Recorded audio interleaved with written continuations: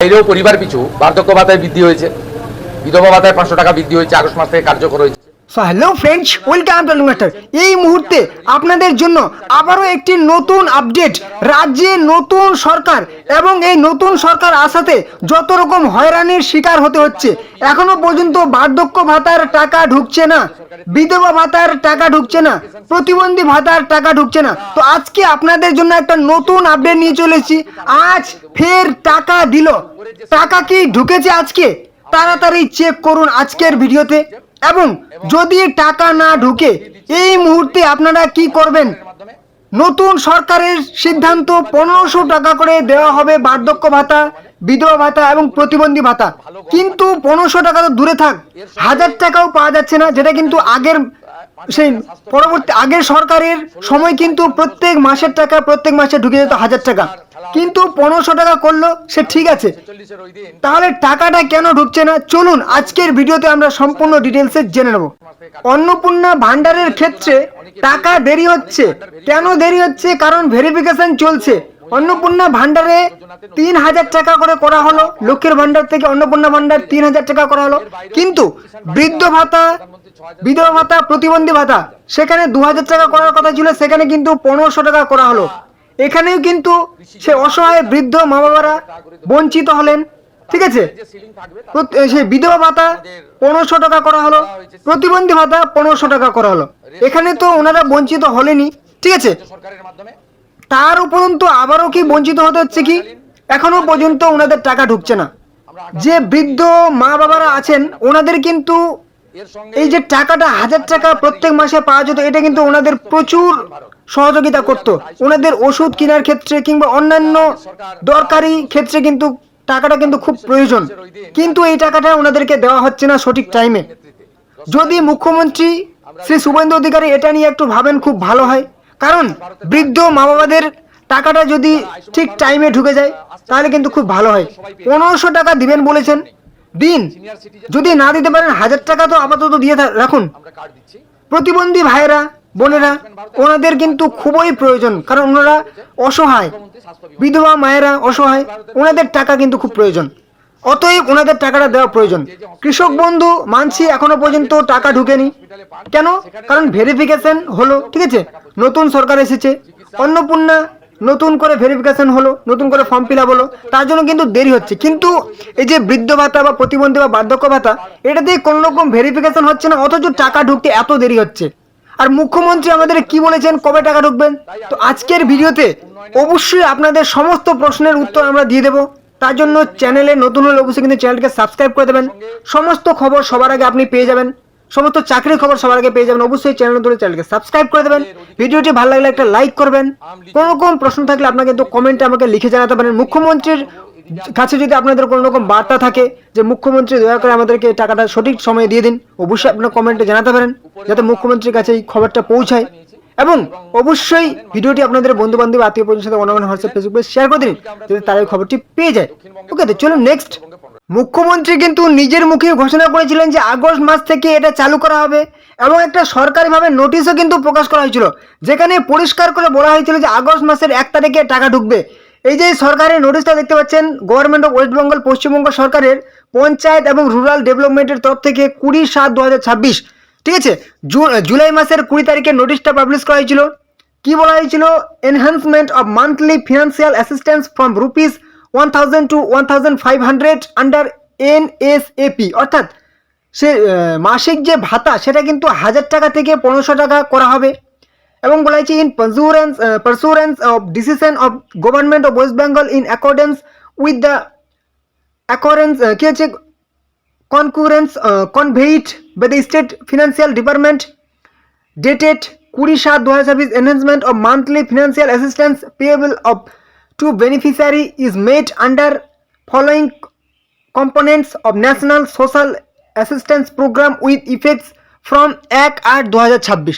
অর্থাৎ সেই আমাদের রাজ্য সরকার নতুন সিদ্ধান্ত নিয়েছেন, যেখানে কিন্তু সেই রাজ্য অর্থনৈতিক দপ্তরের তরফ থেকে যে মাসিক ভাতা, এই সমস্ত বেনিফিশিয়ারিরা যারা যারা মাসিক ভাতা পাচ্ছিলেন, জাতীয় সোশ্যাল অ্যাসিস্ট্যান্সের পক্ষ থেকে NSAP তরফ থেকে, যেখানে কিন্তু 20/7/2026 থেকে নোটিশ পাবলিশ করা হয় এবং বলা হয়েছে যে 1/8/2026 অর্থাৎ আগস্ট মাসের 1 তারিখ থেকে কার্যকর করা হবে।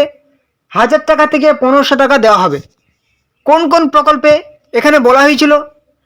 Indira Gandhi national old age pension, অর্থাৎ যে সমস্ত বৃদ্ধ মা বাবারা বার্ধক্য ভাতা বা সেই বয়স্ক ভাতা, বৃদ্ধ ভাতা একই, ঠিক আছে, যেখানে 1500 টাকা পার বেনিফিশিয়ারি পার মান্থ, প্রত্যেক উপভোক্তা প্রত্যেক মাসে 1500 টাকা পাবেন বলা হয়েছে। পরিষ্কার করে বলা হয়েছে এখানে কিন্তু 1/8/2026 অর্থাৎ আগস্ট মাসের 1 তারিখ থেকে দেওয়া শুরু হবে।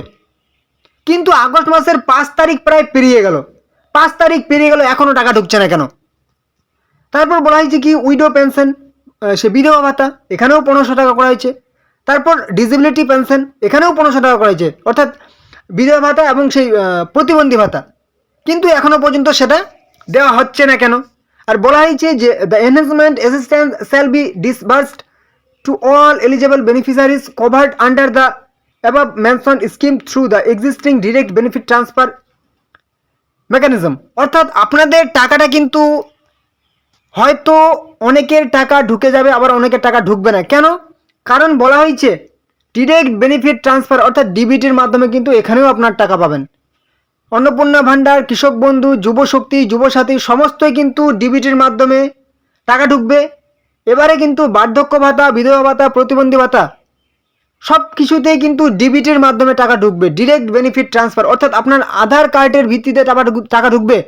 আপনার আধার কার্ডে যেই ব্যাঙ্ক অ্যাকাউন্টের সঙ্গে যুক্ত আছে সেই ব্যাঙ্ক অ্যাকাউন্টে কিন্তু আপনার টাকাটা যাবে, ঠিক আছে। অতএব আপনাকে একটা কাজ করতে হবে, সবার আগে আপনি আপনার ব্যাংকে গিয়ে চেক করুন আপনার ডিবিটি লিঙ্ক করা আছে কি নেই। যদি ডিবিটি লিঙ্ক করা না থাকে আপনি কিন্তু টাকা পাবেন না, আপনার টাকা ঢুকবেই না ডিবিটি লিঙ্ক করা না থাকলে। অতএব আপনি ব্যাংকে যান, সেটা বাড়ি থেকেও চেক করা যায়, ঠিক আছে। আপনার মোবাইল যদি বড় মোবাইল থাকে হাতে অ্যান্ড্রয়েড, তাহলে কিন্তু সেই মোবাইল থেকে আপনারা চেক করতে পারবেন, ঠিক আছে। যদি না পারেন আপনারা ব্যাংকে যান, ব্যাংকে গিয়ে যে ব্যাংকে আপনাদের সেই বৃদ্ধ ভাতা, প্রতিবন্ধী ভাতা বা সেই বার্ধক্য ভাতা, বিধবা ভাতা করা আছে, যে ব্যাংকের অ্যাকাউন্ট দেওয়া আছে সেই ব্যাংকটা একবার চেক করুন যে আপনাদের ডিবিটি লিঙ্ক অর্থাৎ আধার কার্ড সঙ্গে যুক্ত করা আছে কি নেই। যদি যুক্ত করা না থাকে আপনাদের কিন্তু টাকা ঢুকবে না। তার আগে আপনারা একবার চেক করে নিন যে আপনাদের টাকা ঢুকেছে কি ঢুকেনি, সেটা কিন্তু আপনারা বাড়ি থেকেই চেক করতে পারবেন, ঠিক আছে। আপনারা সোশ্যাল সেই অফিসিয়াল ওয়েবসাইটে একবার চেক করে নিন, আমি একবার দেখিয়ে দিচ্ছি। তো এই সোশ্যাল ওয়েবসাইটে এসে কিন্তু আপনাকে চেক করতে হবে। এখান থেকে আপনার যত রকম পেনশন আছে, ঠিক আছে, কিংবা ভাতা আছে, আপনারা কিন্তু চেক করতে পারবেন। সবার আগে আপনাকে লিখে সার্চ করতে হবে samarth.wb.gov.in/login, ঠিক আছে, এটা লিখে আপনি সার্চ করবেন। যদি লিখতে না পারেন আমি ভিডিও ডেসক্রিপশন বক্সে কিন্তু লিঙ্ক দিয়ে দিয়েছি, লিঙ্কে ক্লিক করবেন, এই পেজটাতে চলে আসবেন। এখানে আসার পর এখানে একদম লেখা আছে কি সমর্থ পশ্চিমবঙ্গ সরকারের সমস্ত সামাজিক পেনশন প্রকল্পের one umbrella scheme track application status, অর্থাৎ এখান থেকে আপনি স্ট্যাটাস চেক করতে পারবেন। ট্র্যাক অ্যাপ্লিকেশন স্ট্যাটাস, এখান থেকে আপনি চেক করতে পারবেন যে আপনার টাকা ঢুকেছে কি ঢুকেনি। অনেকের টাকা হয়তো ঢুকেও যেতে পারে, আবার দেরি হচ্ছে। আপনাদের টাকা হয়তো 10 তারিখ থেকে 15 তারিখের মধ্যে ঢুকে যাবে, ঠিক আছে। 10 তারিখ থেকে 15 তারিখের মধ্যে টাকা ঢুকে যাবে। আজকেও টাকা ঢুকতে পারে, কোনো কিন্তু মানে আপনারা চিন্তায় আছেন, চিন্তায় থাকবেন না, ঠিক আছে। আপনারা 2-1 দিন এইভাবে একটু চালান, কিছু করার নেই। মুখ্যমন্ত্রী আমাদের কি সিদ্ধান্ত নিচ্ছেন বলাই মুশকিল। আপনারা কিন্তু প্রায় মাঝে মাঝে চেক করবেন যে আপনাদের টাকা হয়তো ঢুকে যেতে পারে। তো এখানে কি বলেছে আপনি কিভাবে চেক করবেন স্কিম, এখান থেকে আপনি সিলেক্ট অপশানে ক্লিক করবেন। এখান থেকে আপনি কি কি প্রকল্পের চেক করতে চাইছেন। যদি আপনার জয় জোহার ফর এসটি থাকে এখানে ক্লিক করবেন। Legacy old age pension for এসটিদের জন্য ক্লিক করবেন। এলপিপি পেনশনার এখানে ক্লিক করবেন। এলপিপি রিটেইনার এখানে ক্লিক করবেন। এমএসএমই পেনশন এখানে ক্লিক করবেন। Old age pension for farmer কৃষকদের জন্য বৃদ্ধ ভাতা এখানে ক্লিক করবেন। Old age pension for fisherman এখানে ক্লিক করবেন। স্টেট ওয়েলফেয়ার স্কিম ফর পুরোহিতদের জন্য এখানে ক্লিক করবেন। তপশিলি বন্ধু যদি কারো থাকে তাহলে আপনি এখানে ক্লিক করবেন, ঠিক আছে। যদি আপনার টেক্সটাইল পেনশন থাকে এখানে ক্লিক করবেন, ঠিক আছে। তারপর যদি আপনার প্রতিবন্ধী ভাতা থাকে মানবিক পেনশন, ঠিক আছে, WCD মানবিক পেনশন, তাহলে কিন্তু আপনি এখানে ক্লিক করবেন। যদি আপনার কি বলে আপনার যদি বার্ধক্য ভাতা বা ওল্ড এজ পেনশন থাকে তাহলে কিন্তু আপনি এখানে ক্লিক করবেন। আর যদি আপনার বিধবা ভাতা থাকে, উইডো পেনশন, তাহলে কিন্তু আপনি একদম এই জায়গাটাতে ক্লিক করবেন। তো আমি কিন্তু সাধারণত বার্ধক্য ভাতাটা দেখিয়ে দিচ্ছি, ওল্ড এজ পেনশন, এখানে আমি একবার ক্লিক করে দিচ্ছি। এখানে ক্লিক করলে আমার ওল্ড এজ পেনশন সিলেক্ট করা হয়ে গেছে। এবারে আমি সার্চ করব, কী দিয়ে সার্চ করব?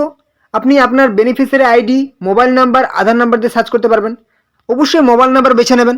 তারপর আপনার মোবাইল নাম্বারটা এখানে বসিয়ে দেবেন, যে মোবাইল নাম্বার দিয়ে আপনার বার্ধক্য ভাতা বা বয়স্ক ভাতা, প্রতিবন্ধী ভাতা বা বিধবা ভাতা করা আছে, সেই মোবাইল নাম্বারটা এখানে বসিয়ে দেবেন। তারপর লেখা আছে 15+7, 15+7 করে কত হচ্ছে এখানে বসিয়ে দেবেন।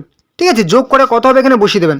যদি আপনার কিন্তু অন্য লেখা থাকতে পারে, এখানে ক্লিক করবেন, তাহলে আপনার যদি চিনতে অসুবিধা হয় তাহলে অন্য বেরিয়ে যাবে। ঠিক আছে, এই যে এই অপশনটা ক্লিক করলে কিন্তু বেরিয়ে যাবে।